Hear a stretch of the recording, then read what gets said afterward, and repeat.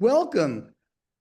I'm Brian Levin, Chair of the California Commission on the State of Hate. Welcome to our October meeting for our commission. Closed captioning is available for this meeting. The closed captions can be displayed in English or another language, which will allow you to view an automated live transcript of the meeting in another language. So just please see the slide. To display closed captions on your screen, please do the following. Click the button labeled Show Captions at the bottom of your Zoom window. Select the box at the bottom of the window labeled Enable Translation.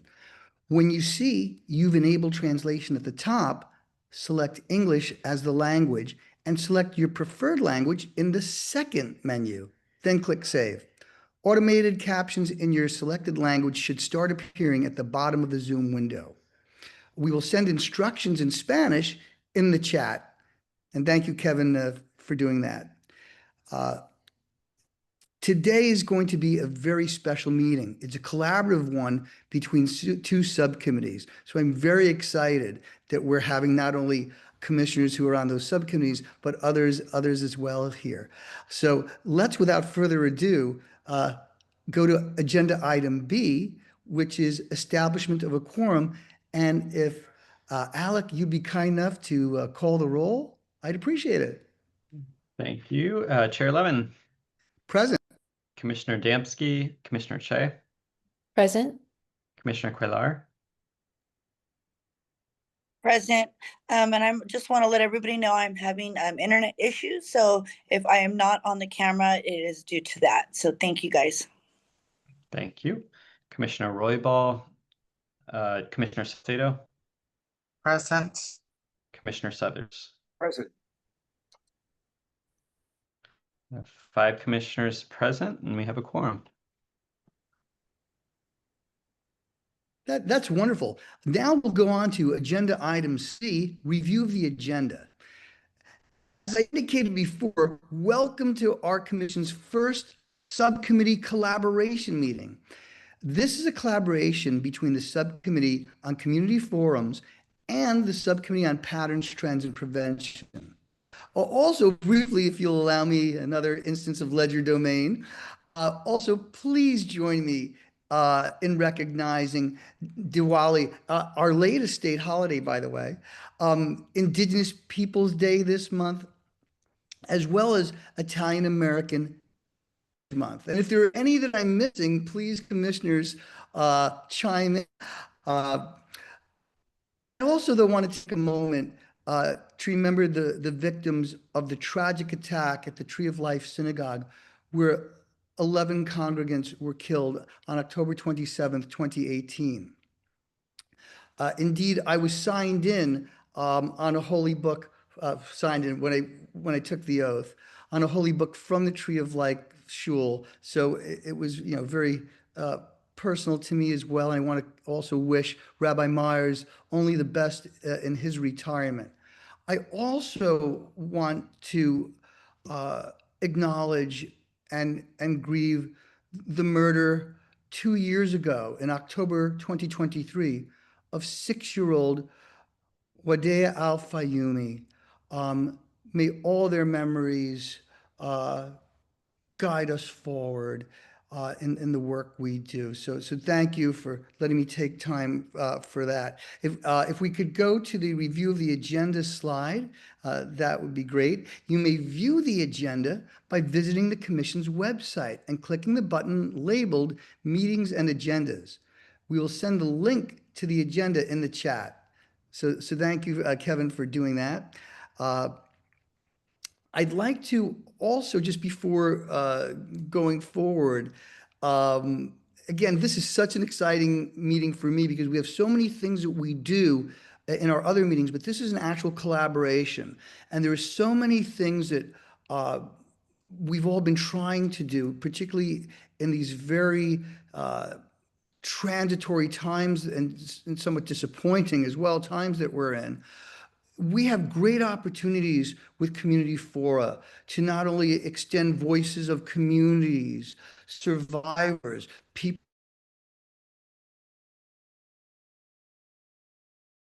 that we that state. And I know I'd love to see that as well, particularly as we have more live ones coming up. So with getting that done, I'd like to acknowledge that I'm just one opinion. So please, the commissioners know they can always chime in. It's their commission as well. But for public comment, I'd like to encourage all to participate. And here's what we'll do. With regard to the process for public comment, if you are joining us on Zoom and would like to make one, please use the raised hand feature to join the public comment queue. If you're joining us by phone, and you can raise your hand by pressing *9 and *6 to unmute, or in my old times I would call them asterisk, but it's *9 and *6 to unmute. You can also submit a written public comment by emailing all caps CSH then at calcivilrights.ca.gov. So CSH at calcivilrights.ca.gov. If you submit a written comment that pertains to an agenda item, we will either read it aloud or summarize it when the public comment portion of that agenda item is open and before any vote. If the comment is not about a specific agenda item, we will read it aloud or summarize it during the agenda item called public comment on items not on the agenda. For anyone joining us in the room in Los Angeles, please raise your hand for a verbal comment and we will unmute the room. You may also submit a written comment by writing your comment on a piece of paper and handing it to Shanna Hart, our wonderful staff member in the room today. In the interest of time, we will limit verbal public comments to 2 minutes per person. We encourage you to sign up for the Commission's listserv to receive announcements about the Commission meetings and community fora, as well as Commission reports. We'll share the link to sign up in the chat. And now, if I may, do we have any public comments on what we just did with review of the agenda? From any of our folks in the Civil Rights Department. I don't know, Alec, if I really have to have, I don't think I have to have comments on the review of the agenda, frankly, but just to be safe. Is that not correct, Alec? There are no public comments on email or Zoom. Shanna, are there comments in the room? No comments in the room. Thank you. Okay, thank you. Sorry about that. Let's go now to agenda item Roman numeral 2, information presentation data update. And what I'd like to begin with, actually, before I even go to my PowerPoint, is the fantastic work done by CHIS in collaboration with CRD and the Commission. So if we could just, Alec, put up that first infographic, and there it is. This is really important. This just came out, and we saw Lynn Langdon's presentation with regard to the national victimization surveys. These are specifically tailored to California and have very well thought out contextual questions that Commissioner Sinar, myself, Alec, and the staff all worked with together to make this part of CHIS's excellent annual review. And just look at this. And I think it's important to note, 2024, there were more of all types. So 1 in 11, 9% of Californians directly experienced hate in the past year. So now we're into the over 3 million range. What else did we see? And there's tons more, but I just figured we'd go over these. Adolescents are twice as likely as adults, or nearly, to directly experience hate in the last year. More than 1 in 7 Californians witnessed a hate act. And 83% of California adolescents who experienced hate in the past year encountered it at school. Isn't that something that we are now having just this week? And I encourage you all, if you're in Pasadena, come by for our community fora there, which involves K-12 So it's so important. So it's not just a particular subgroup. It's also where and the context that these terrible incidents occur. Lastly, 55% or more than 1 in 2 Californians who experienced hate in the past year were targeted because of their race or skin color. So we have so much work to do, and particularly at a time seeing on the federal side, worrisome indicators. I think it's so important that we do this in our state, and it's already bearing fruit. And this is part of an overall set of projects to combat hate. United Against Hate Week it comes end of October, and the governor and the Civil Rights Department and others have all highlighted the wonderful evidence-based responses that we're doing here in California, and it's particularly important when we are seeing a regression at the federal level. Just on this, before we move on to the slides, I want to just remind you that there are a couple of pieces, just got back from Washington actually, of legislation. One is HR 2588 called Improving Reporting to Prevent Hate Act. And that's been around for a bit. And just recently, HR 5546, the Combating Hate Across Campus Act, these are all federal legislative proposals, will try to increase efficiencies in outreach. With regard to the Combating Hate Across Campus Act, which was just released, it would involve a greater disaggregation of data and the manner in which it is processed and analyzed. So 2 acts that I just wanted to tell you all about. And we'll keep an eye on that, and I will update you on that as well. If we could go now to the slides, that would be great, because I really want to go through these quick, because I'm so excited about the collaborative meeting. Interestingly enough, this it was published by the American Psychological Association, and in an era where we're seeing finger pointing, where there's a lot of performative criticism and jersey wearing with regard to extremism and violence. What is really interesting in this list, I'm glad Mr. Southers is here.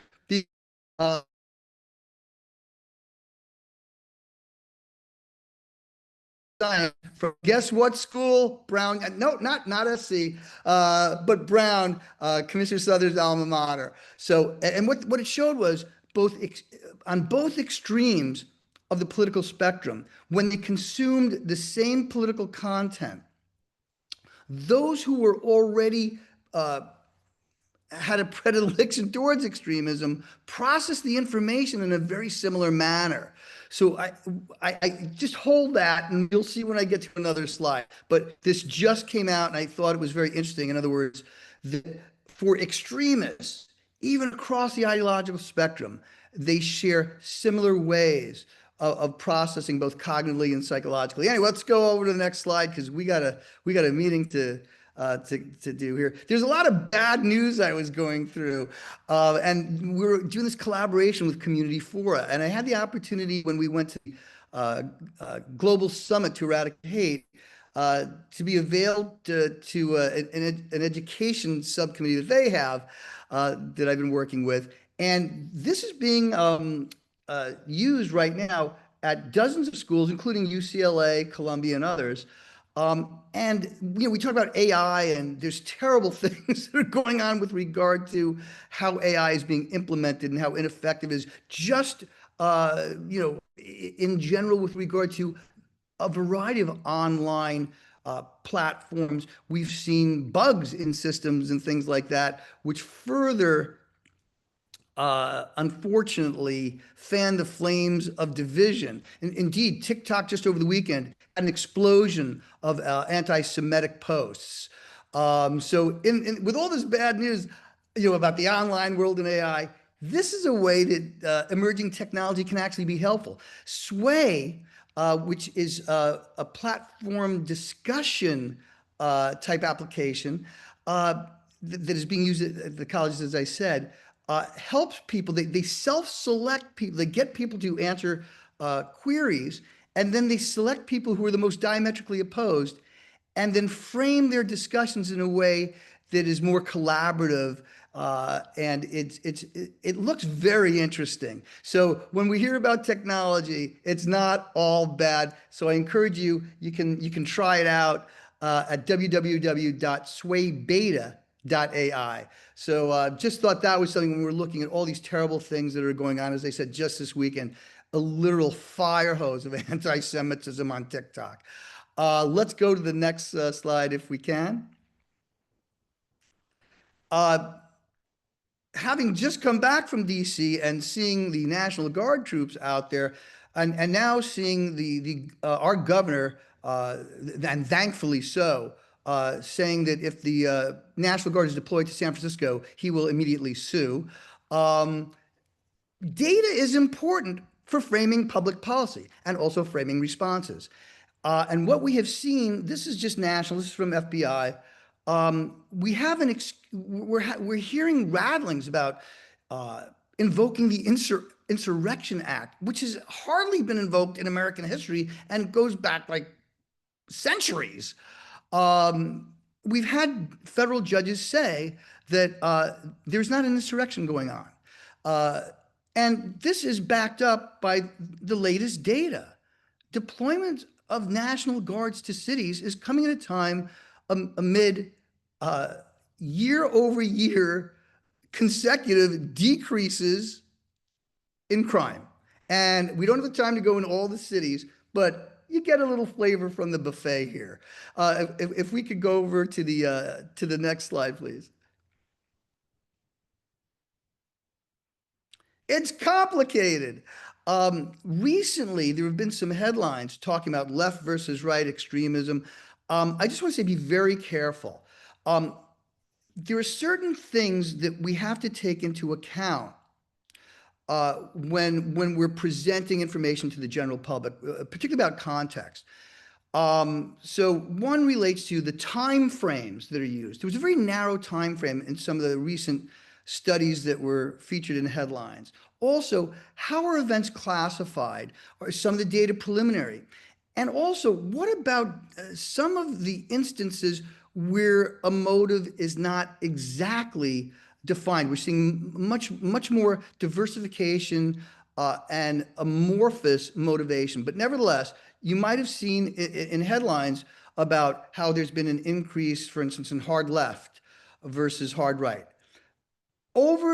Since 2018, with respect to homicides, the overwhelming majority have been from hard right. We just started seeing in 2020, after years of quiescence, some from the hard left, but far more. This year, it's really diversified when we're talking about homicides. With regard to other types of extremist activity, we've seen a bit with regard to here in California, for instance, attacks against electrical car chargers and things like that. But for the most part, what I'm concerned about is the conflation of peaceful protests, of which we saw 7 million people over this weekend. Not trying to take sides on anything. My job here is to analyze the data for public policy purposes. But when you look at police department after police department, whether it's San Diego, Santa Monica, where the chiefs go on social media thanking participants for the peaceful ways in which they exercise their First Amendment rights, it's very important when folks are talking about the Insurrection Act, not to conflate large organized peaceful protests with extremist acts of violence. Indeed, many of the acts that we've seen are done by individuals, particularly this year. Additionally, if there's a through line across ideologies, not all of them, some are stone cold extremists, but if there's a through line across much of that ideological spectrum, it's psychological distress and the need for mental health services. So, So that's something about the headlines. The other thing I think is interesting, though, is that we are seeing a continuing polarization and a continuing acceptance of violence across various swaths on different sides of the ideological spectrum.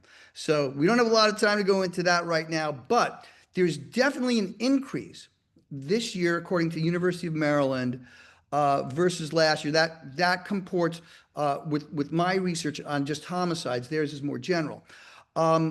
Additionally, what we've seen is an increase in homicides, but very, very diverse. And remember, one of the things that the headlines, that said like, oh, about one side of the spectrum versus another.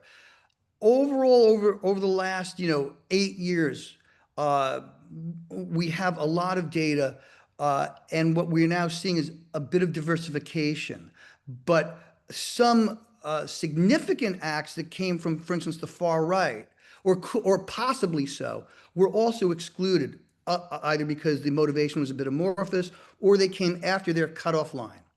But a lot of the extremism, and I always said this, extremist acts can be a carnival mirror reflection of conflicts that are in the mainstream. And what we're seeing with an increasingly unmoderated social media, this has been adding fuel to the fire. So I hope that that gave a little bit of a background and stuff. If we could go to one last slide.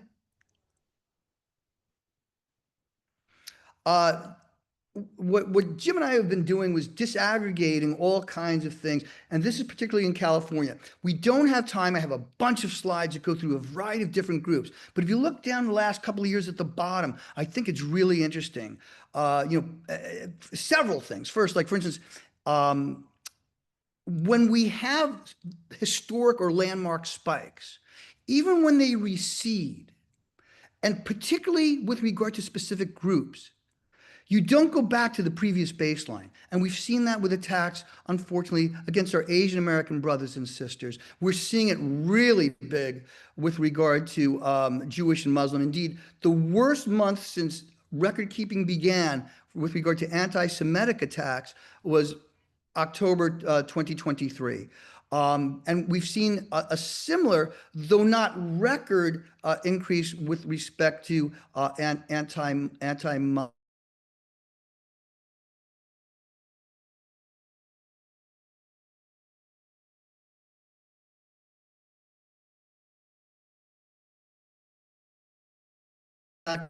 Lastly, what I hope to give to you in the future, we have a little bit more time, breakdowns month by month for different groups. But what I'd caution people is,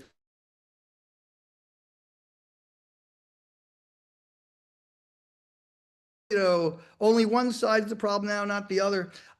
You have to look at other indicia, right? Like that access to weapons or with regard to mental distress. So on that note, I am so excited to have all my friends here today that have the about our collaboration between our different subgroups. Oh, just one other thing. Just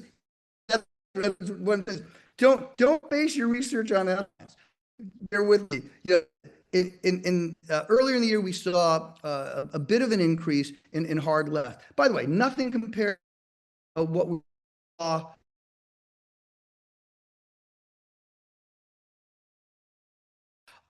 overall during the early 70s. Far more violence coming from the hard left. But be careful what comes out after the newspaper deadlines, because literally, what did we just see in the last day or so? You can't make this up. A pardoned insurrectionist has just been picked up on federal charges for issuing a death threat to Congressperson Hakeem Jeffries. So, and a pardoned insurrectionist. Remember, there were a lot of people who were convicted of violent offenses there that have been pardoned. Anyway, if we could go to a commission discussion, Kevin, do we have any commissioners that have their hands raised? No commissioners with hands raised. Thank you. Next, we'll go to public comment. Rebecca, do we have any public comment on Zoom? No public comment on Zoom. Fantastic. Kevin, do we have any emailed public comment? No email public comment. All right. And Shanna, do we have any public comment in the room? No comments in the room. All right. Usually I enjoy having public comment, but I'm trying to get this into a streamlined meeting, and particularly with the collaboration of these wonderful commissioners that have done so many fantastic, and our wonderful staff. But I am cautioned not to go name by name because then we'll go over. So let me. But if you have a civilrights.gov kind of thing on your email, I think you're wonderful. Okay. We're now going to go to agenda item number 3, and that is a discussion of purposes and goals of this meeting. And I will now turn it over to our esteemed commissioners, Che and Cuellar, to lead us in the discussion of the goals of this collaborative meeting today. Thank you, Chair Levin. Thank you. Well, yes, well, as we begin today's conversation between our subcommittees on community forums and patterns, trends, and preventions, as represented by Commissioner Cuellar and Commissioner Roybal, who will be joining us shortly, Chair Levin and myself respectively. And I just also want to thank our special appreciation to Commissioners Suthers and Salcedo, who joined us as well. Really wanting to ground us in our shared aim, which is to have both data and community voice guide our recommendations. And we do want to make sure, of course, that our recommendations are not only evidence-based, but also reflect the realities of those most impacted.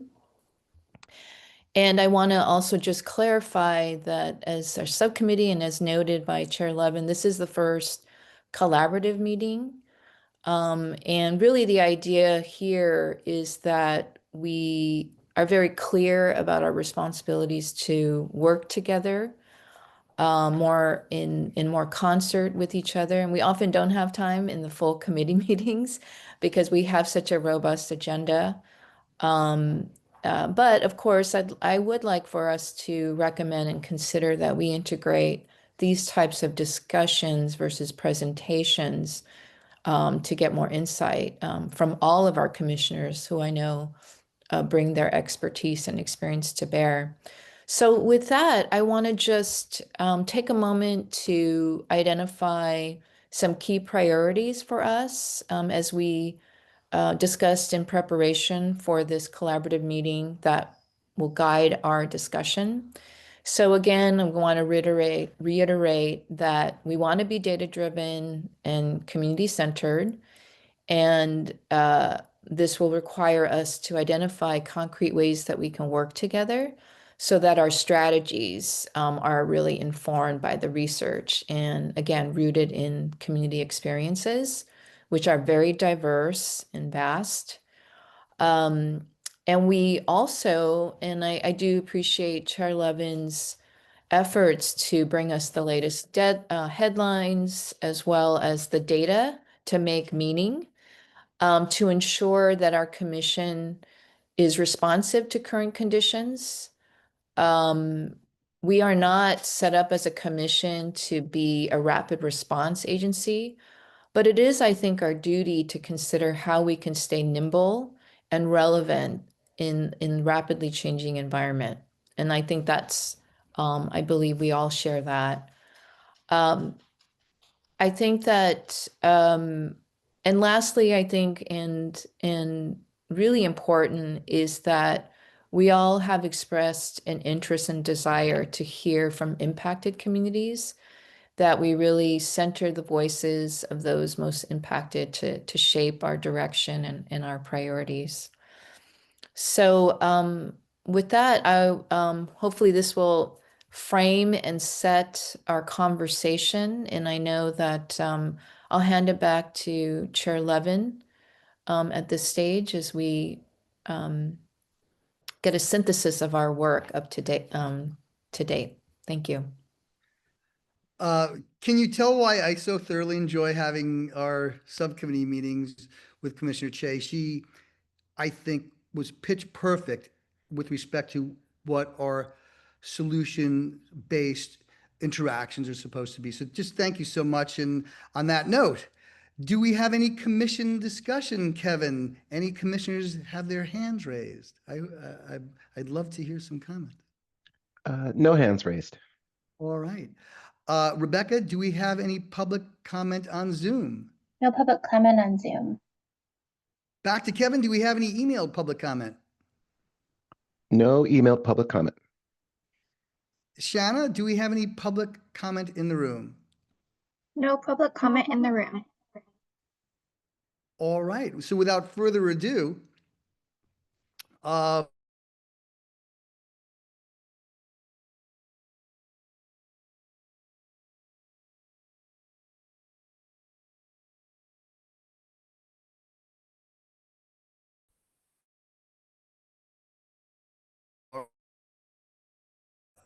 we'll now move to agenda item number 4, summary of previous activities of the subcommittees. And it is my pleasure to introduce Dr. Alec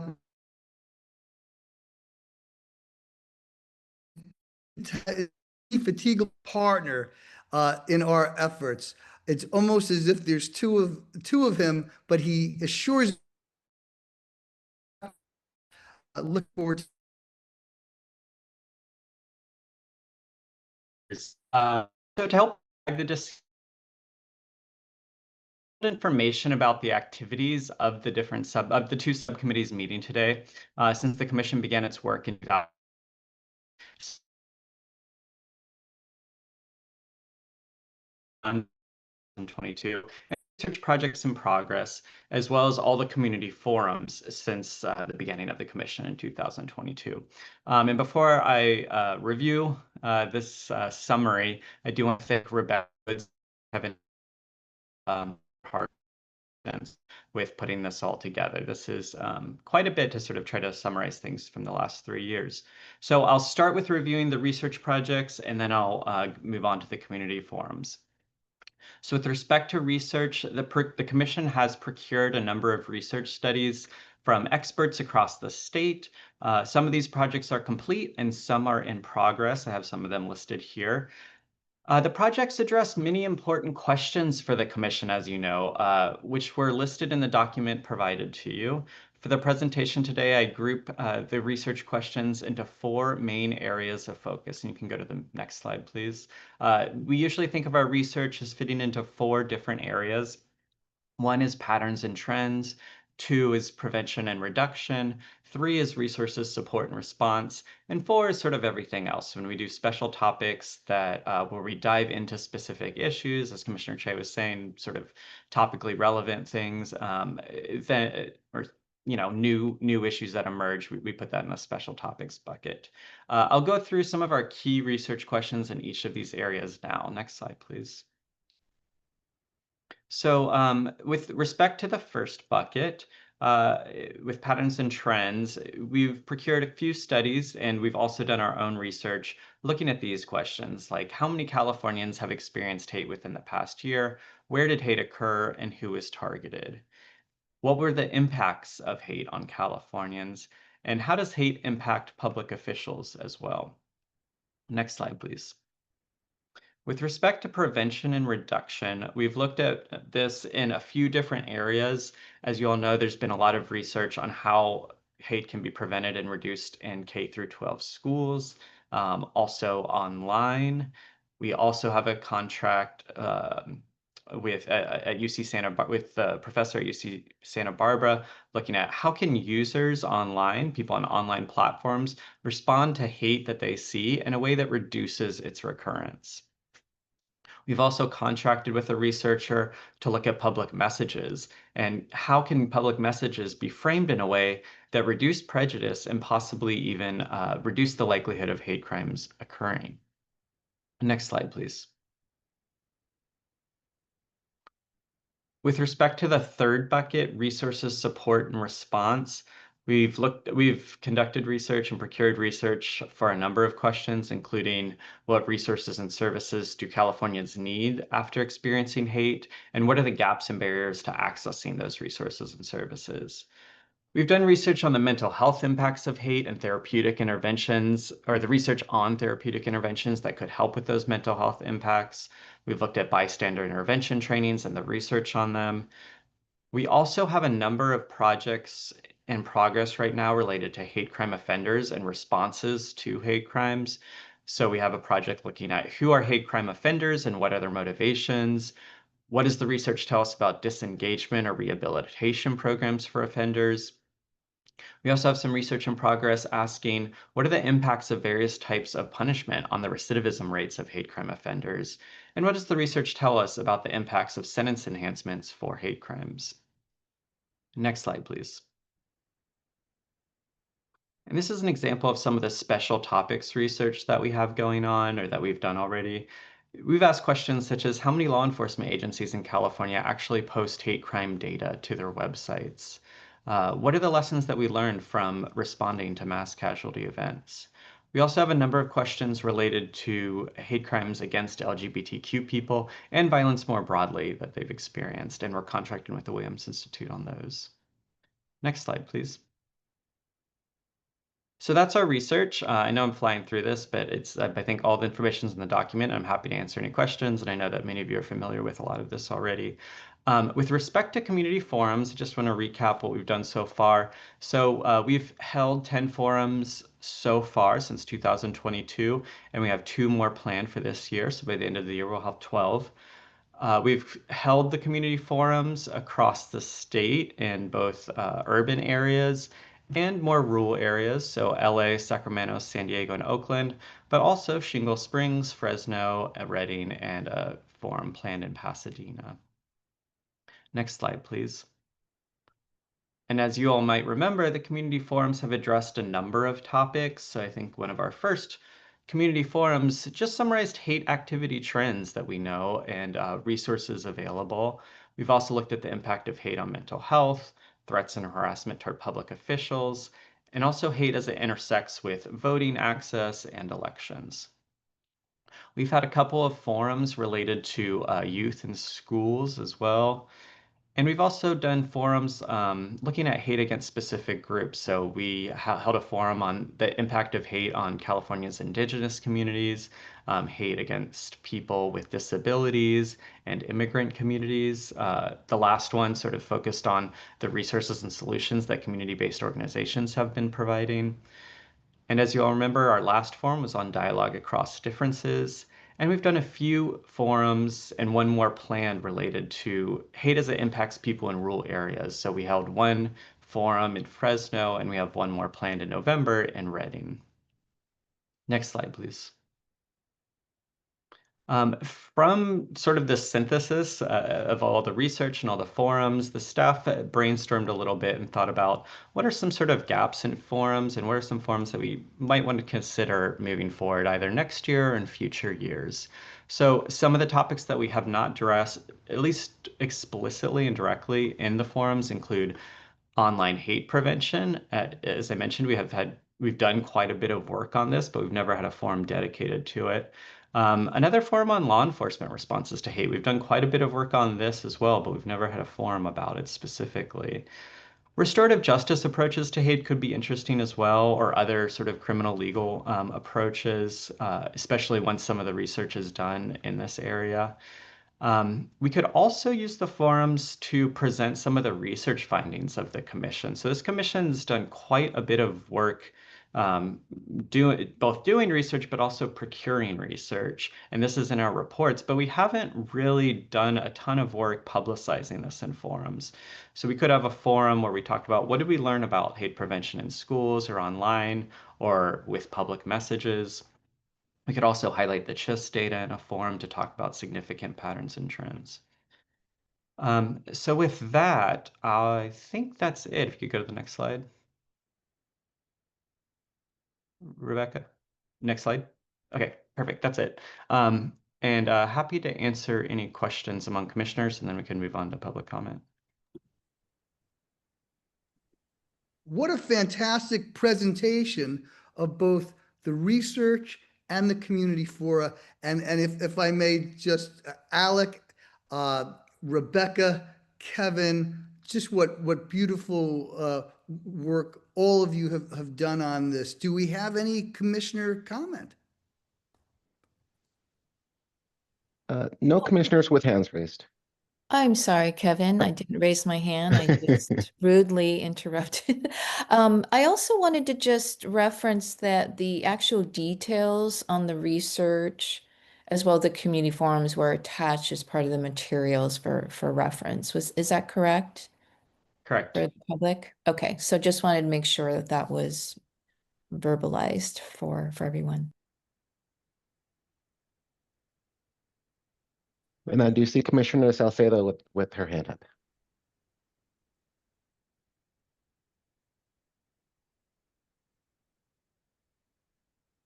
I think you're on mute, Commissioner Salcedo. I'm so sorry. Thank you so much. I just want to express my gratitude and appreciation for, for bringing us together and like just create this sort of like opportunity for us to really think about the work that needs to happen and how we're going to make it happen. So just wanted to say thank you for that. And Commissioner Roybal.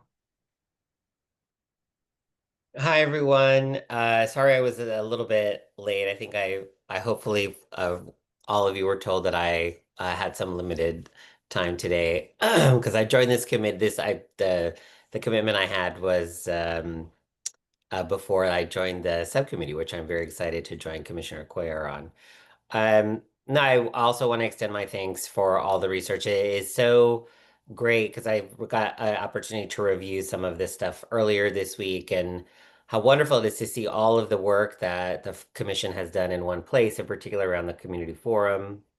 And so I'm excited to talk about how we work with our colleagues on the other subcommittee to really plan out and in more coordination, planning the community forum for the next year.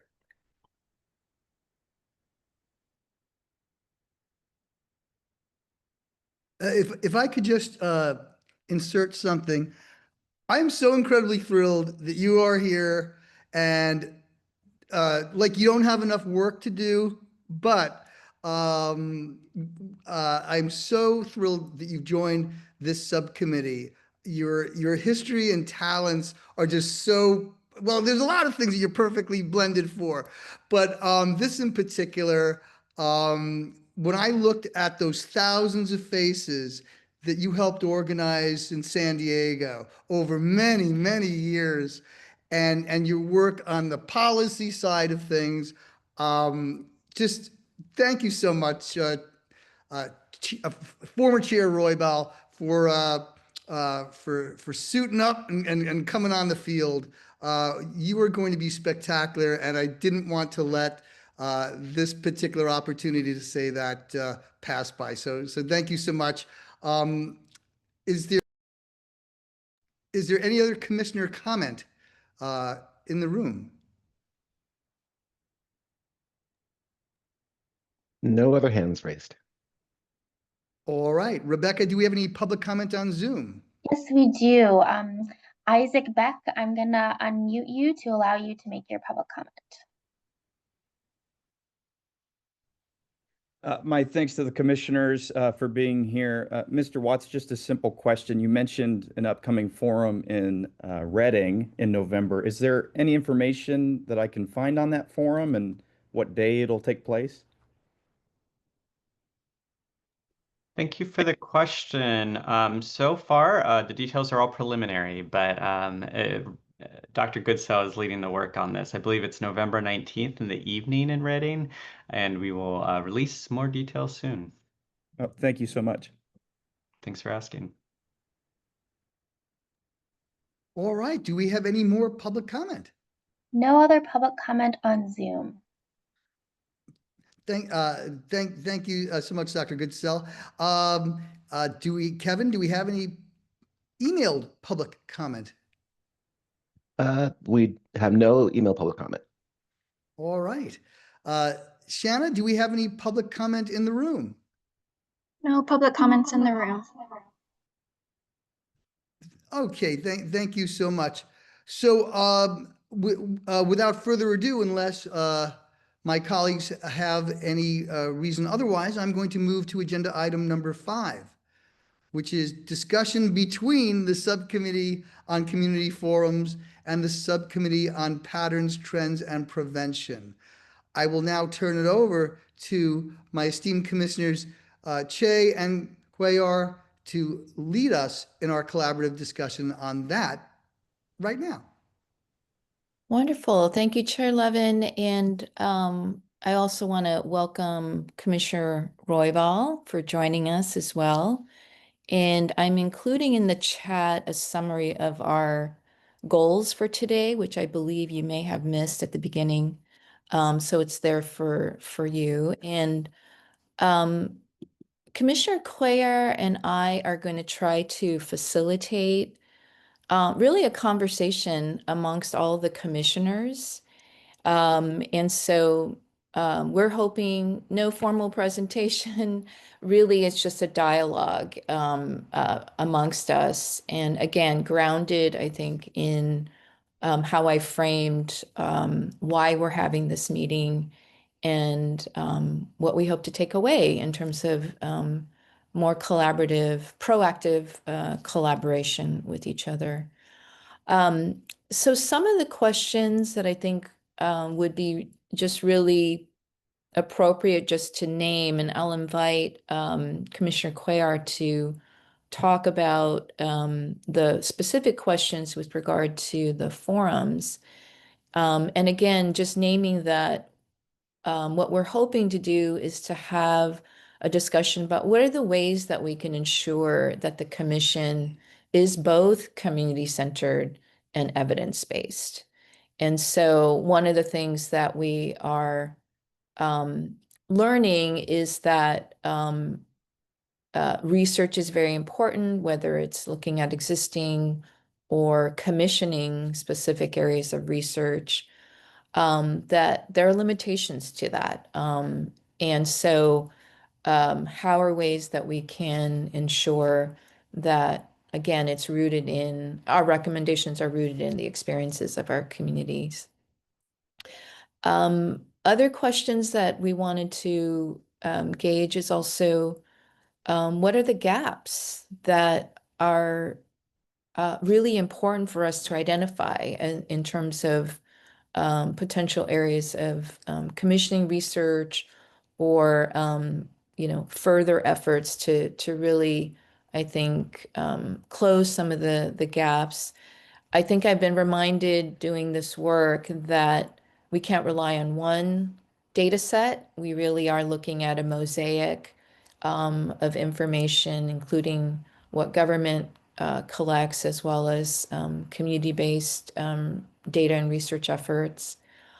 And how are ways that we can bring more data into the forums? I think Dr. Watts had brought up some really interesting ideas, which is we want to make sure that our annual reports, that our research is something that is available to the public, that we really share that information, and then perhaps bring in others to help either reaffirm that we're in the right direction in terms of understanding the problem in order to develop the most effective solutions. So those are some of the questions that I'm hoping for us to at least begin the conversation around. And I'd love to invite Commissioner Cuellar if you had questions specific to the community forums that you'd like to posit for all the commissioners.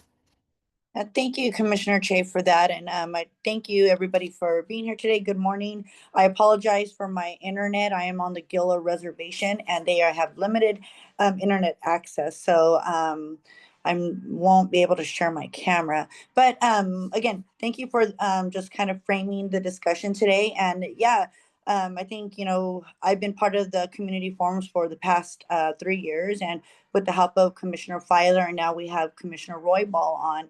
And I think, you know, we've done a really good job at trying to identify the needs and, you know, the issues in California. We've been to urban areas, rural areas, and now that I think we kind of have a good handle on these forums, and I think today is just a really great way for us to get together, because like Commissioner Chase said, we don't always have that opportunity during our meetings. So I think, again, this is the start of a really new an innovative way to get everybody's ideas on how we can move forward, and making sure that everything that, again, our forums are very data driven. Look at all the data that this research and this committee has done. So I think just making sure that as we move forward, again, we're all on the same page, and we can identify some of those gaps and really focus this next year, and maybe giving a better schedule of our forums.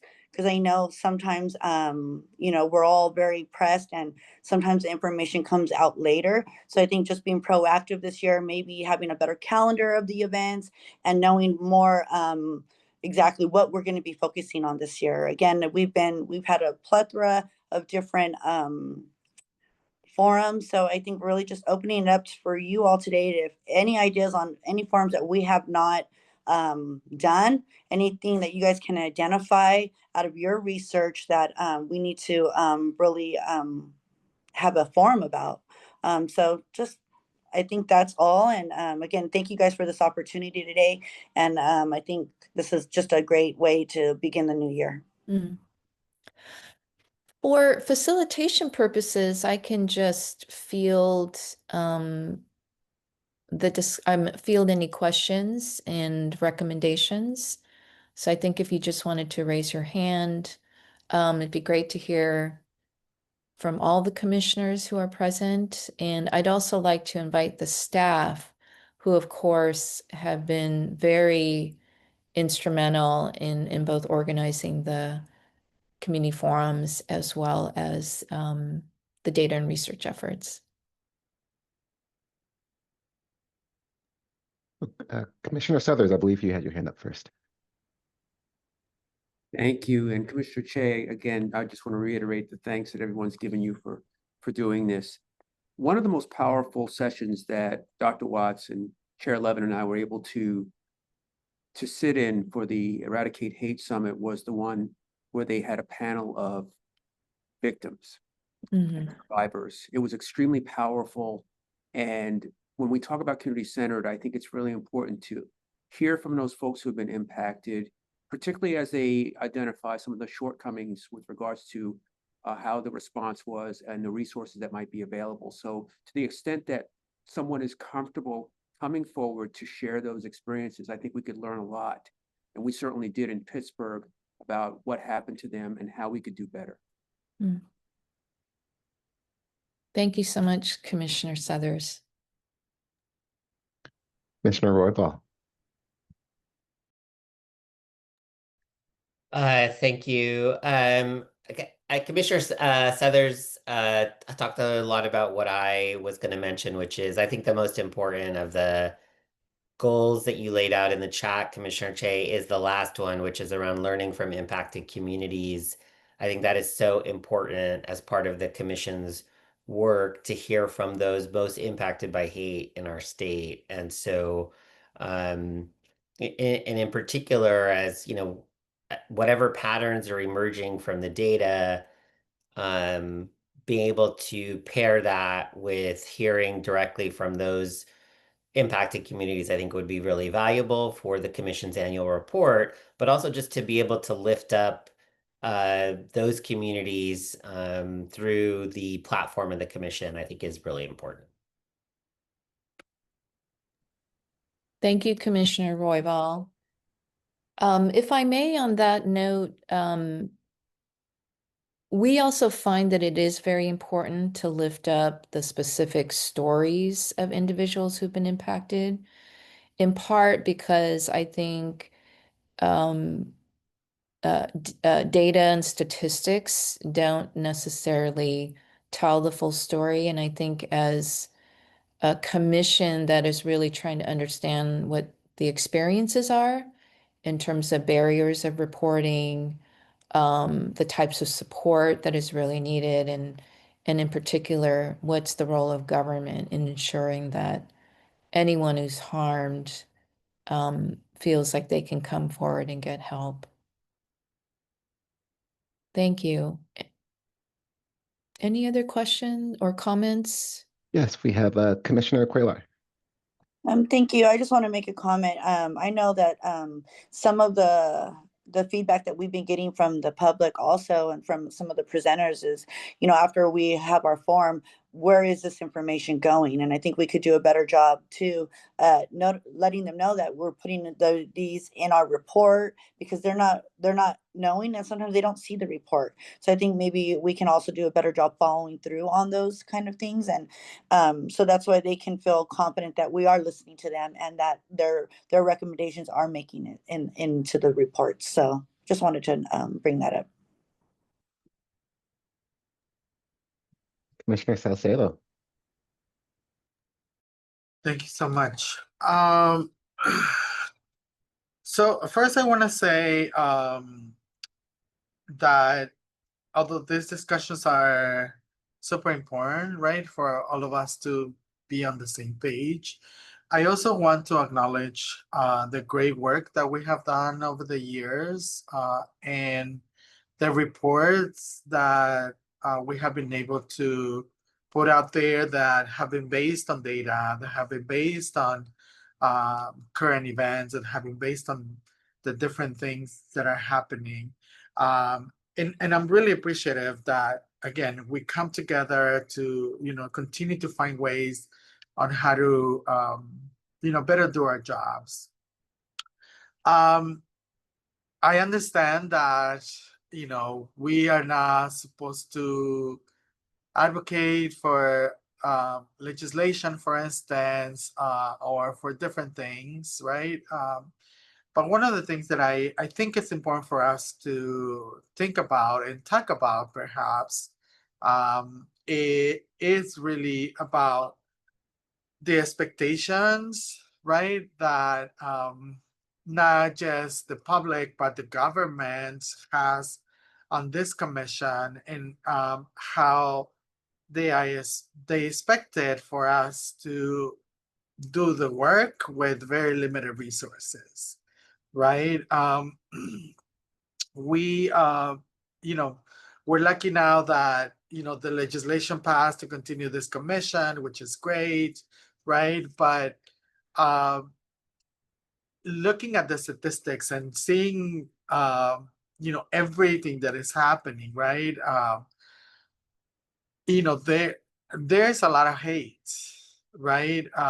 There's a lot of hate in the world, but in our state, right, because of the great state that we are, there is also, a lot of hate that our communities experience. And I think it's important for us to understand that we cannot continue to have a, that expectation, right? Like that we have to do all this amount of work and find or try to find solutions or try to address the issues with limited resources, right? And that is a recurrent issue. I'm not completely sure how we're going to figure that out, but an example that I could give, right? Like we have amazing the California versus Hate, for instance, this initiative that is starting, right? Like honestly, they don't have enough resources to do the work that they need to do, right?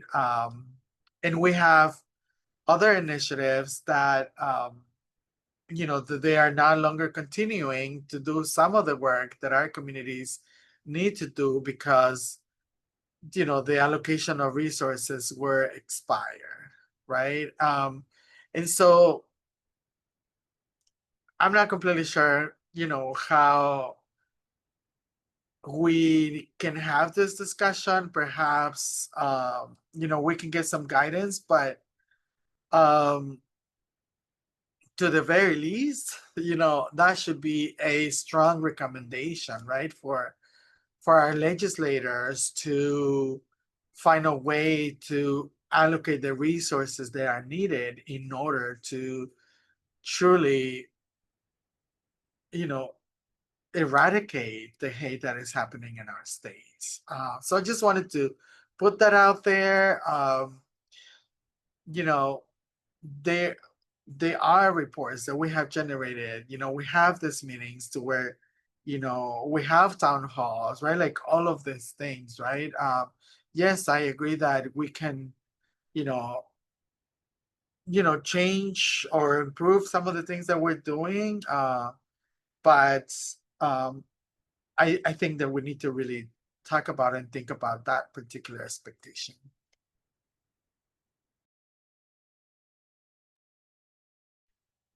Chair Levin.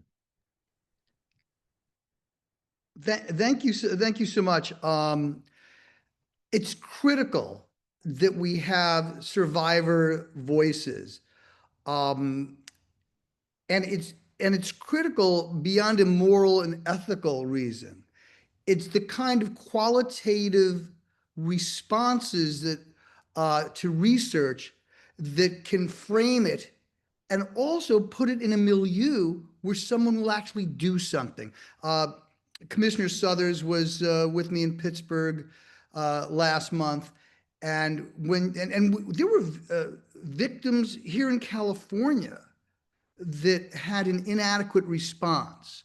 So the only thing that I would add with respect to this is, we don't have to just have survivors and community voices at community fora. I am happy to have that represented at our meetings as well. And I just wanted to use this opportunity to tell, I was going to say colleagues, but you're not just colleagues, you're dear friends. Where we could get these voices at commission meetings too, because there's such a need to hear the diverse voices and experiences of people from different communities where the inadequacy of the response might vary with regard to what particular washer was dropped or what particular bolt was dropped during the response. Just a couple things, you got to be real careful. These folks have suffered a lot. So that's one thing. The other thing too, though, is please, if you have an idea for one of our meetings, I just get the folks that I get, I don't, as a baseline, I don't say by default, but I don't want to waste any of that real estate, particularly at a time when these researchers that I'm getting will not be funded 6 months from now. And what I, in concert with my friends, have been trying to do is get an idea of the scope, the depth, the particular types of victimizations that we're seeing. But when you have something coming from a survivor, a victim, it makes a lot of difference, particularly because you will see variances with both within and between communities. And it's important to have that for a point of discussion. Second point, what I would like to do also is more vigorously invite people from our legislature and executive branch of our state to come to these community fora to actually hear from these victims face to face.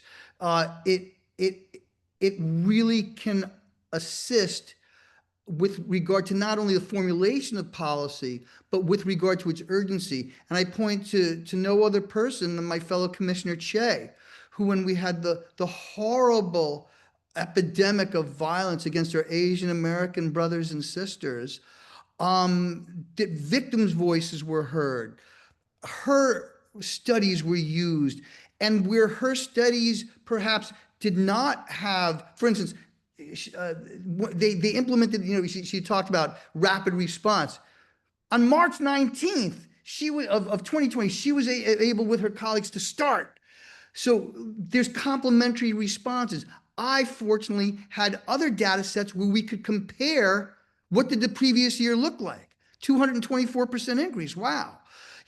But when you have the mixture of good data as well as the voices of those who have suffered, it makes such an incredible, I think, impact. And I think in particular, the venue to have these are the community fora.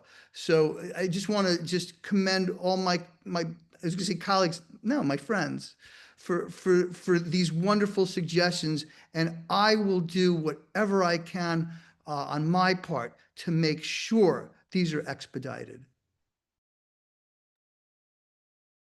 Commissioner Cuellar. Thank you. Yeah, Chair Levin, you brought up a really good point about inviting the legislators, the local legislators, and I think that's great. I think, I was sitting down with one just a week ago, and, she really wants to be able to hear from her constituents. So I think that's a great idea. And wherever we hold these forums at, I think, we should be able to invite those local assembly members or those legislators that represent that district, because again, they're hearing directly from their community. So I really like that idea. And I think that's something that we can definitely, do this next coming year and be more proactive in inviting them so they can hear from their constituents. Because again, the hate in California is not getting it's getting worse. And I think these assembly members need to hear, and they need to act. And again, like to Commissioner Salcedo's point, we need funding, right? Funding. And so that's a great idea. So just wanted to say that. Thank you.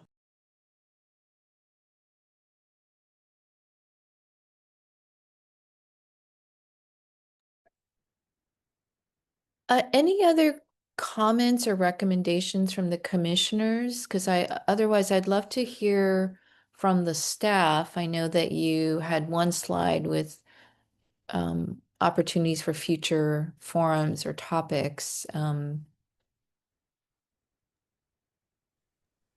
think that's a great idea, Commissioner Che. I would love to hear from the staff, in particular, if they're seeing particular trends since they work with the data so often and so regularly.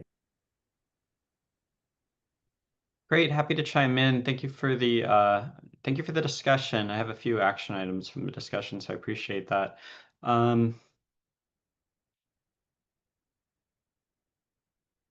Regarding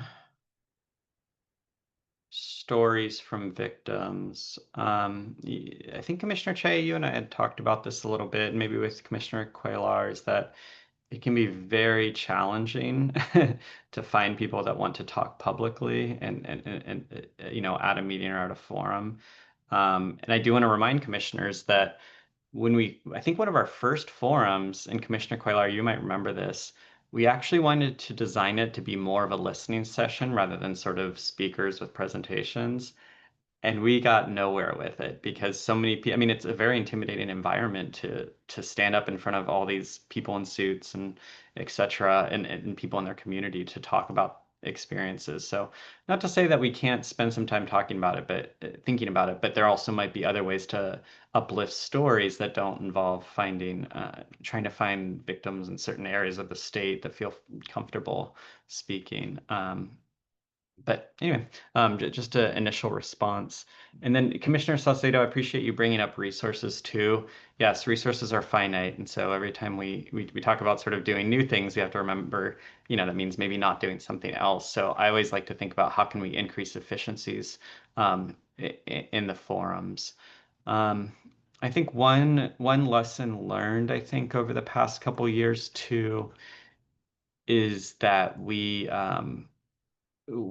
gotten a lot of traction working with community partners, and I think Commissioner Roybal used to tell us to do this a lot more often, but when we find a sort of local community-based organization and work with them to find speakers, that seems to work really well. It does add a lot more complexity, and it does, the resources required to do that are more, I would say, overall, but I think it makes for a better forum. So that's sort of something to think about, but something that we hope to continue, and it could be a way to sort of connect to this request to have more stories. So that's that. In terms of other ideas for themes, well, let me go back to that slide we had. I'll just so you know, like other potential topics could be online hate. Like we haven't addressed this. We know this is a thing, and we've done a lot of research on it. I think it's Rebecca.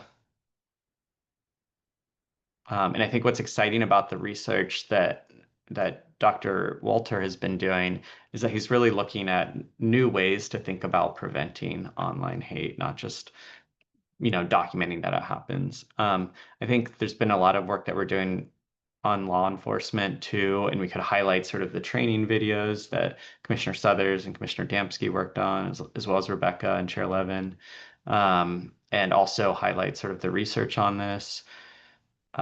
Restorative justice approaches to hate. We had one meeting where we had a few experts talking about this, but I think we could do a little bit more like restorative justice in schools.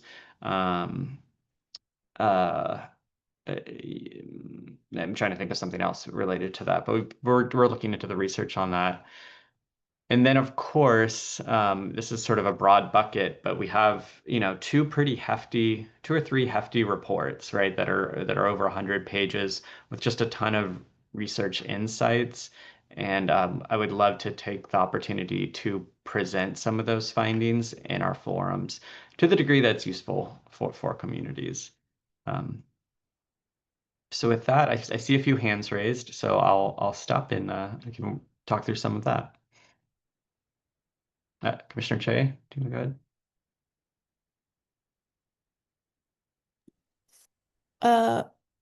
I'd love to hear from the other team members, as maybe that would be the way to go. And Alec, you are for some reason blurry on the screen. And okay, it looks don't know like why. everybody laughing that you are for them as well. But we know what you look like, so it's not a concern.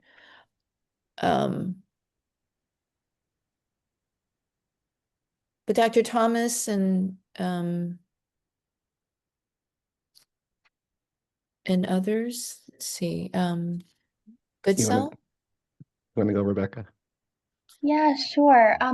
So one thing that was coming up for me as we were talking, and it kind of goes back to one of the bullet points, which is talking about some of the research that we have done that ties in. And so as part of the CHIS data, there's of course the survey data, which is representative of the state of California. And so that's a survey of about 20,000 folks. But there's also a qualitative piece of the CHIS data as well. They surveyed they took from those who said they reported hate, they reached back out to them and to see if folks would do an interview. And they interviewed just over about 50 folks. And they specifically chose folks that were from underrepresented communities. And so in that data, we've seen preliminary results of it. I think there'll be a report coming out, but it really talks about both the experiences of folks impacted by hate, victims of hate, as well as kind of, what resources did they need? What did they wish they had but didn't have as much access to? And so I know that Dr. Watts talked about the fact that it's sometimes difficult to have folks come forward in a public forum to share about their experiences. But this is anonymized data that we could share. And also, kind of ties back into this idea of wanting a little bit better synergy between the research that we have conducted and invested in, and really bringing it forward, to speaking to the impacts of hate on individuals. And additionally, we also have partners out of California versus Hate, which is run out of the Civil Rights Department. And you know, perhaps they would have some connections. I know they collect narrative of folks who have used CA versus Hate the hotline and their stories. So those are some alternative options as it relates to kind of hearing from folks who have been impacted directly. And I would just add, I think we've done a fantastic job of focusing in on kind of individual experiences with hate, and even as we're talking about bringing in, you know, survivors and victims, I do believe that's really important, and also seems like it's helpful to broaden out that perspective and understand how incidents of hate are impacting broader communities. Sometimes we talk about, you know, specific communities that are at risk, but I'm thinking more community as in a regional area, and how people that may not even actually be part of those that were initially the victims of the incident are impacted as well. So really trying to get a sense of the ripple effects that happen once this does impact an individual person, and then the broader community is impacted in certain ways, and maybe getting a deeper sense of how that happens and what solutions might there be to kind of mitigate that impact.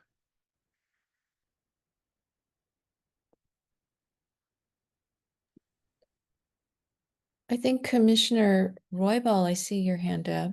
Thank you, Commissioner Jay. Dr. Goodsell, I feel like that I think that would be very interesting to see the anonymized data from the qualitative interviews alongside the CHIS data. I know that we have had some influence over the collection of the CHIS data to get some more of that information.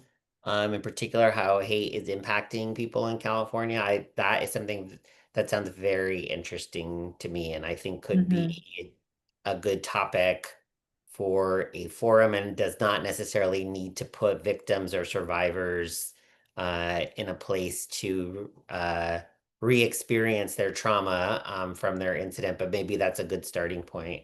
That sounds very interesting to me.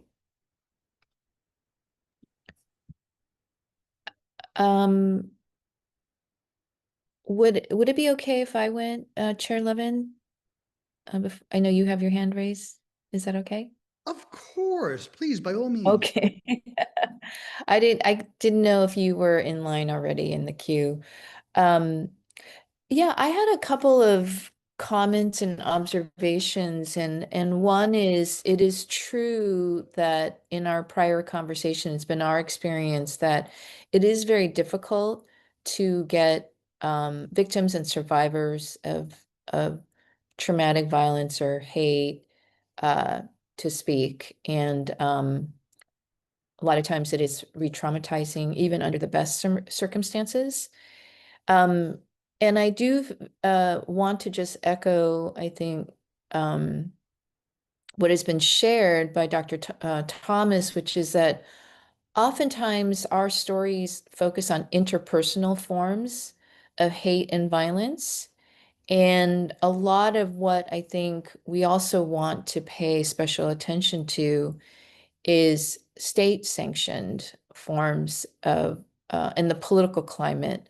For example, with ICE enforcement, which has been largely based on racial profiling, assumptions about workforce, that this has had an effect on specific communities that I think have been targeted. And so I think that combination of both interpersonal forms of how people experience discrimination and bias, which in our experience echoes what is happening at the policy and political climate level.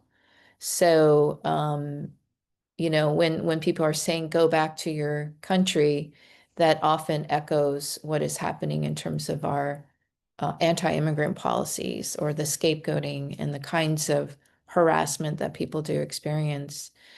And then I think what I really wanted to say too was that what I'm hearing is that perhaps there's a way that we can organize these forums that are connected to our research. So for example, I'm stunned by the statistic that 83% of our adolescents experience hate in the school setting. So what do we want to know more about in terms of how students are experiencing that? So there's that component. And then could we structure our forums where, of course, we invite key stakeholders like lawmakers, and others who would be influential in terms of how we can support community and government partnerships, but that there's an aspect where we ground it in data that we have. We have people who come and can speak about the potential populations that are impacted, whether we have individuals or those who work closely with individuals, and that we at every forum really identify our recommendations that are reflected in our annual reports so that it has some kind of an ongoing life, and that we continue to, where possible, talk about where do these recommendations go, not just in the annual report, but has there been any action by the governor's office or by state agencies? So I feel like there's kind of like a format that we're really trying to push, which is data, hearing from communities, and that we're not just talking about these subject matters, but it's really connected to fortifying our recommendations and making sure our community members know that this is going somewhere. This isn't a conversation, an interesting conversation. And we are truly listening and also putting it into action.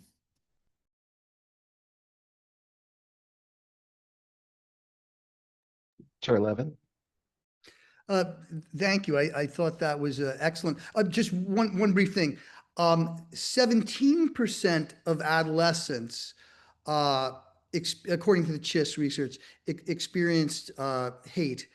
And Oh, what was 83% of that was in the schools. Ah. I just want to, just in case there were folks on the other, don't send us mail. We were, but I apologize for that. oh, Sorry. please. There's such a trough. There's such a rich collection of data. I just want to make sure we got that. I did want to, though, echo in, and this is why I just so enjoy being on a subcommittee with Commissioner Che, because she will oftentimes say things exactly when I wanted to make a similar point, and that is we have communities that are being impacted by very aggressive and, in some cases, in my estimation, unconstitutional activities. And that comes under our purview.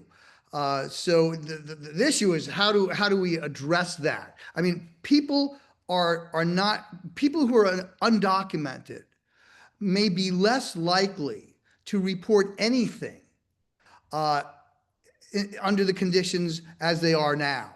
And that includes hate crime. One thing I'd like to, just having gone to every single forum is that some of the most powerful ones were ones where we did actually hear these voices. I remember up in Oakland, when we went over, there were so many people who had either called in or who were present that wanted to discuss victimization. Or when we had one in Los Angeles, where there were folks from the transgender community. So we have had this, and I believe it's to the extent that how it was, how people maybe pre-selected themselves or how we would get people, it worked, and those voices are incredibly important. I just want to add one thing that's a little bit tangential. And that is having been with Cairo, the statewide human relations organization for decades. I would also encourage that we humanize our communities. And one of the best ways to do that, I would love to have like a wonderful musical presentation, cultural presentation, similar to what we saw up at Shingle Springs. And unfortunately, when we have these things over Zoom, in other words, it's harder to do it with, for instance, public Zoom meetings as opposed to the community fora. So what I would encourage is, to the extent that we are getting people from communities, we can also celebrate them. You know, it's not just a bad story. And when the talent across this state, we had at Cal State performative dancers, we had mariachi bands, we singers, and with Cairo as well, when we were doing, we had informational folks and all that, but we also had presentations related to the vast different cultures and communities of our state. The gay men's choir from various cities. I don't want to pit cities against each other, though. They were pretty wonderful from different cities. But we have that as well. And that is also a celebration of our state. And I say this because we're at a time when people are being erased, or the attempt we're having of people being erased. When we have mayors saying, please be careful, community X, we're worried that, you know, don't worry about going to certain events, or churches saying you don't have to come to. So to the extent that we can also, yes, I know I'm usually the Debbie Downer guy, but to the extent that we can illustrate, we can certainly have voices from survivors, victims, and communities, and how they're impacted by hate. But I also would love to have something where maybe we just did either at the beginning of a presentation, at the beginning of one of these fora, or if we had a soul fora where we showed the exceptional talents that we have in this state. In this case, I'm talking culturally, but just like we just had a Nobel Prize awarded, who's Palestinian, state, the entertainment capital of the country. We have so much culture here, and I would love if we, in some ways, I'm not saying it's going to be at every one or this and that, but to the extent that we have people who are connected to diverse communities and talents here, I would love to see that, because that's a way also we not only humanize people by grieving with them when they suffer unconscionable victimizations, whether it's by criminals or, unfortunately, state actors. Well, I shouldn't say state, government actors, rather.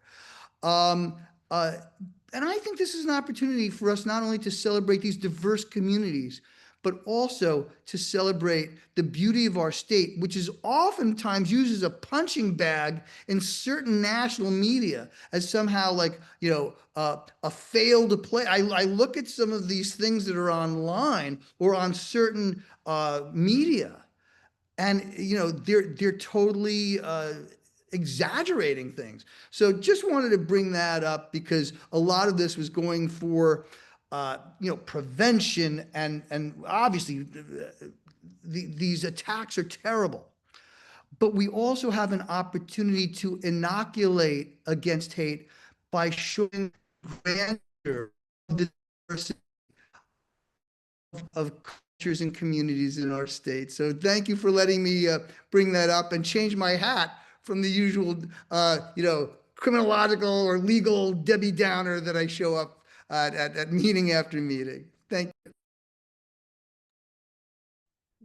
Commissioner Cuellar. Thank you. I just want to thank everybody for all their wonderful ideas on ways that we can really restructure the community forums for the next year. But I also want to remind you that, we're mandated to do 4, but we can do more. And I think too, with Chair Levin's point, maybe having more, we have our forums, but we also want to maybe do more of an informational where we showcase the data that we've collected, and then hear from those communities. And maybe sometimes when those communities, they hear some of the data, maybe they'll be more forthcoming in sharing their stories.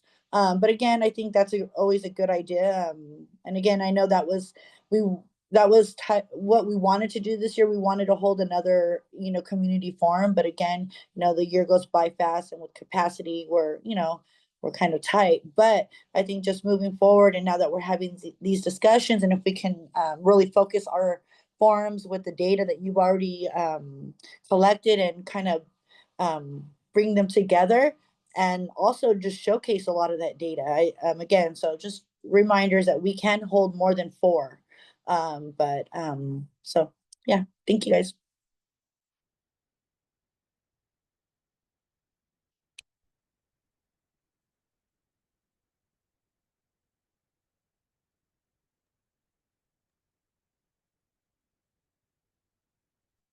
Are we done with the commissioners and staff comments? Well, I was just about to ask that question, Chair Levin.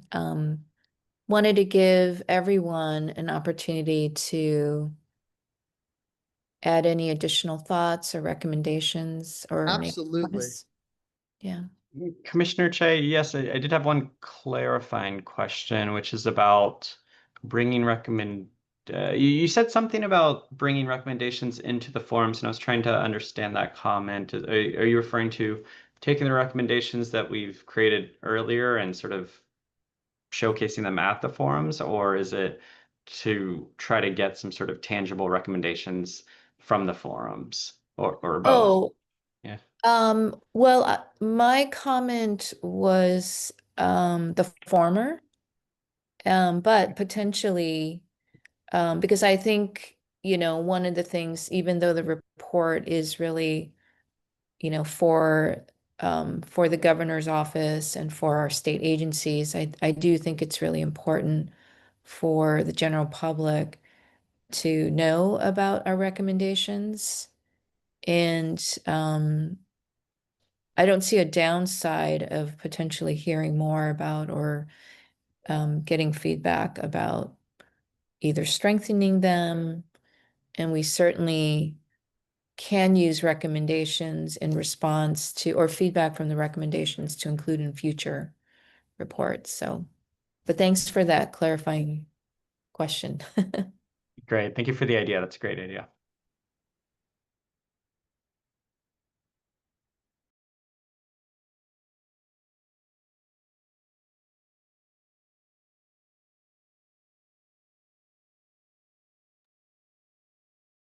I'll just reiterate what I just put in the chat. I apologize my limited time today. It was great to see all of you. But I look forward to working with the fabulous Commissioner Cuellar on taking all the information and discussion today and working with the staff to program the community forums for our next calendar year. Each of them, I feel, has just been building on the last one, have just been so amazing and great, and hearing from not only folks impacted, but the community organizations who are responding in such great ways, and how we can support them as a commission, and also include those recommendations that they help feed to us through our reporting. So I'm looking forward to continuing that, and building on the success that Commissioner Cuellar and Commissioner Filer have instituted. And yeah, I can't wait for the next forum. Thank you, Commissioner Roybal. I did have one question, which is, I know we really focused on the community forums, but we certainly, as the Committee on Data Trends and Prevention, that we're also really interested in hearing any areas of interest that the commissioner feels like we should research or commission. So that I just want to put that on the table, because I know we ended up focusing on the community forums. And we do have a number of research initiatives underway. So I know that's a capacity issue as well.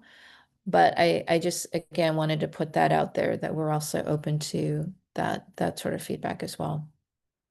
Could I also request, Dr. Goodsell, would it be possible for us to get an initial presentation on the qualitative data that came out of CHIS in the future? Yeah, I might pass that to Alec for the details on timing, given what we've contracted with CHIS for, but I think Okay. maybe possible. Yeah, I think we can do that. We'd have to sort of ask them, but I'm Okay. sure they'd be open to that. Okay, sometime in the future. Mhm. I know that we're nearing the closing out the year, but okay. Thank you. I think that was it on our end.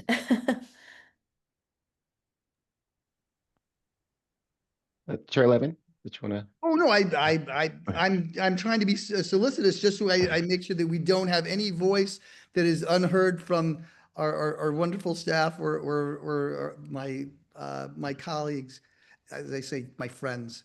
So that's why I didn't want, that awkward silence is because I just want to make sure no one was cut off. And in that case, we're going to move to public comment, but before we do, I just wanted to throw one last thing out because I wanted to wait for everyone to. Another area that I would like to, and first of all, don't worry about it because I'm going to donate it all with my friend James, who you just saw. He had overseen for many years the FBI's data collection efforts, and there's incredible data going back 30 years. And what I want to do is supply that broken down. So in other words, we're always saying, hey, I got a great idea. Dr. Goodsell, Dr. Thomas, can you do that? But in this case, we're gonna do it for you. And that is really break down California specific data that we have by many groups, and we'll make those heat maps and make them available for an appendices, maybe in a next year's report. So that's something. What do they say? Unfunded mandate. Don't worry, it's not an unfunded mandate because these folks are busier than the plate spinner on the Sullivan Show. So we're not going to put more on the plate with that. But one thing I would enjoy seeing is if we could do from time to time or research as to current polling that is relevant to vulnerable communities, right? And there are many media outfits that are already doing it. So to the extent that there is other polling, obviously we use CHIS and they're wonderful, but to the extent there's polling about how people are responding to this new type of overlay with the federal government or whatever, relevant polling to impacted communities in California, I would like to see. If we don't have that kind of polling, there's national polling. So for instance, recent surveys showing the majority of Jews are now not identifying themselves as Jewish in public, for instance, among other things. Also, indicia that people who are from impacted communities with regard to ICE enforcement may not be taking advantage of certain basic services that they need. So in other words, all I'm saying is to the extent that there's polling out there that's either relevant substantively and especially geographically, California specific, I think, and not commissioning it, just trying to find it from time to time. And there are academic tools where we could do that. I'd love to see that. So that was the only thing I wanted to add to that. But I just want to make sure if any other commissioners or staff have any comments or criticisms, since I chimed in lastly, I don't need to be the last word. So please, I just want to make sure that everyone seemed to be finished before I brought that up. All right, can we then go to public comment? Rebecca, do we have, please, Commissioner Che and Commissioner Cuellar, thank you so much for facilitating this. Now you know why I just thoroughly enjoy being on a subcommittee with Commissioner Che and why I thoroughly enjoy going to community fora. Do we have any comment from Zoom, Rebecca. Have any? No email public comment. All right. Shanna, do we have any public comment in the room? No comments in the room. All right. So I'm just going to once again thank my fellow commissioners for their just excellent facilitating of this meeting. And I will now, without further ado, move to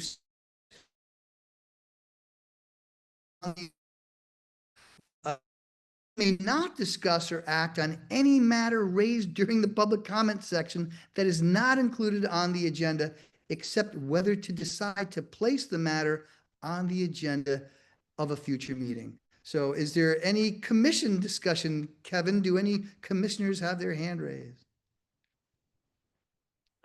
No hands raised. Oh, fantastic.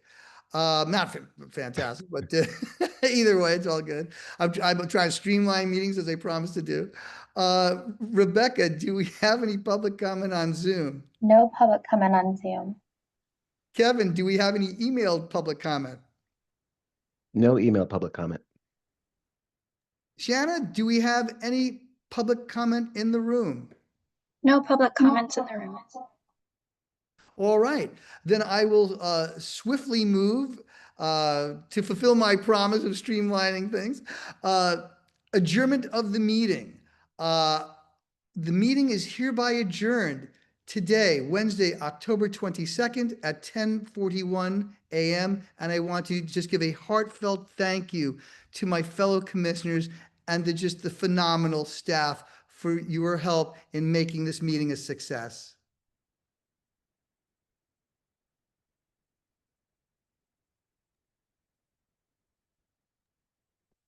And we are hereby adjourned. Goodbye, everybody. Have a great week. Bye, everybody. Thank you. Thank you. Bye-bye.